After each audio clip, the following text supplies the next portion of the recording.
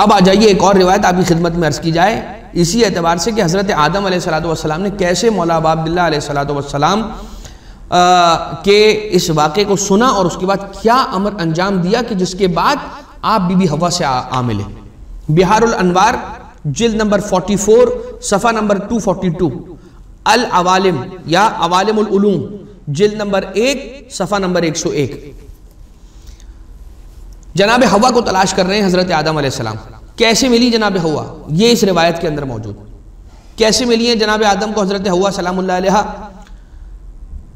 حضرت آدم کا سینہ تنگ ہوا، زمین پہ آنے کے بعد بی بی حوا سے جدائی ہو گئی، فراق ہو گیا، اور کریا شہر پھرتے جا رہے ہیں اور حضرت حوا مل نہیں رہی تو انہیں تلاش نہیں کر پا رہے. غمگین ہوئے، لرزہ طاری ہوا، زمین پر گرے، خون جاری ہوا، سر کو بلند کر کے آواز لگائی اور ایک صدا بلند کی کہ پروردگار کیا مجھ سے کچھ اور خطا بھی ہوئی ہے کہ جس کی مجھے یہ سزا مل رہی ہے؟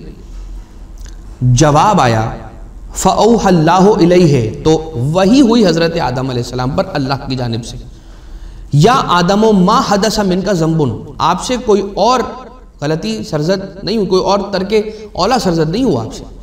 وَلَكِنْ يُقْتَلُ فِي هَذِهِ الْأَرْضِ، لیکن بات یہ ہے کہ اس زمین پر آپ کے ولدک الحسین ظلمن، اس زمین پر حسین ابن علی علیہ السلام کو جو آپ کی آل سے تعلق رکھتے ہیں انہیں شہید کر دیا جائے گا. فَسَاوْلَ دَمُكَ مُوَافَقَةً لِدَمِهِ، تو آپ کا خون بھی ان کے خون کے بہنے کی موافقت میں یہاں پر بہا ہے. آپ کے خون کے بہنے کی وجہ یہ ہے کہ آقا حسین کا خون یہاں بہنے والا ہے، اس لیے اس موافقت میں آپ کا خون یہاں پر بہا ہے. کیا انداز ہے پروردگار، کیا کس امتحان سے اپنے نبی کو گزار رہا ہے، اور اپنے آخری نبی کے ایک بیٹے حسین ابن علی علیہ السلام کی مصیبت کو یاد کروانے کا یہ انداز. فقال آدم، حضرت آدم علیہ السلام نے ارشاد فرمایا یا رب ایکون الحسین نبیا، کیا حسین نبی ہوگا؟ تو وہی ہوئی قال لا، نہیں حسین نبی نہیں ہوگا، ولکنہ صبط النبی محمد صلی اللہ علیہ وآلہ وسلم، لیکن حسین نبی کا ٹکڑا ہوگا، نبی کا بیٹا ہوگا. قالا ومن القاتل لہو، کون ہوگا اس حسین کا قاتل؟ قالا قاتلہ یزید لعین اہل السماوات والارض، کہ حسین ابن علی علیہ السلام کو قتل کرنے والا ہے یزید ہوگا جو کہ لعین ہوگا زمینوں میں بھی اور آسمانوں میں بھی، زمین والوں میں بھی اور آسمان والوں میں بھی وہ لعین شمار ہوگا. فقال آدم، تو حضرت آدم علیہ السلام نے کہا فَأَيُّ شَيْءٍ أَصْنَعُ يَا جبرائیل، تو اے جبرائیل یہ بتاؤ کہ میں کیا کام کروں، میں کیا چیز انجام دوں، کیا کروں، میں مجھے کیا کرنا چاہیے؟ فَقَالَ اِلْعَنْهُ يَا آدم، اے آدم یزید پر لعنت کیجئے، یہ جبریل کہتے ہیں.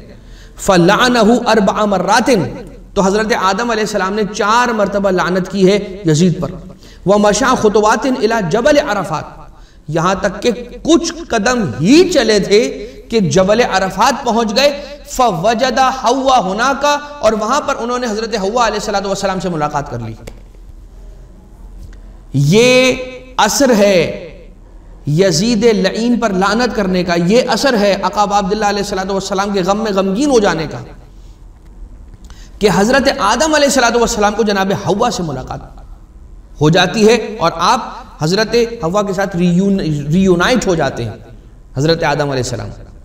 یہ روایت بہار الانوار کی جلد نمبر 44 صفحہ نمبر 242 پر اور عوالم العلوم کی جلد نمبر 1 صفحہ نمبر 101 پر موجود ہے.